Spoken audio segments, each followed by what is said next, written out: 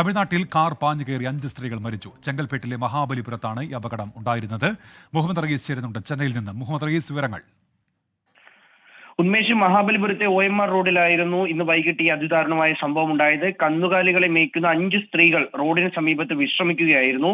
ഇതിനിടയിലേക്കാണ് നിയന്ത്രണം വിട്ടുവന്ന കാർ ഇവരുടെ ശരീരത്തിലൂടെ പാഞ്ഞു കയറിയത്. പണ്ഡിതമേട് സ്വദേശികളായ വിജയ, യശോദ, കാത്തായി, ഗൗരി, ആനന്ദമ്മാൾ എന്നിവരാണ് മരിച്ചത്. ഇവർ സംഭവ സ്ഥലത്ത് വെച്ച് തന്നെ മരിച്ചു. ഈ കാർ ഏതാണ്ട് 120 കിലോമീറ്റർ സ്പീഡിലായിരുന്നു, വേഗതയിലായിരുന്നു വന്നിരുന്നത്. ഈ കാറാണ് ഇവരുടെ ദേഹത്തേക്ക് കയറി ഇറങ്ങിയത്. ഇവർ റോഡിന് സമീപത്ത് ഈ 5 സ്ത്രീകളും വിശ്രമിക്കുകയായിരുന്നു.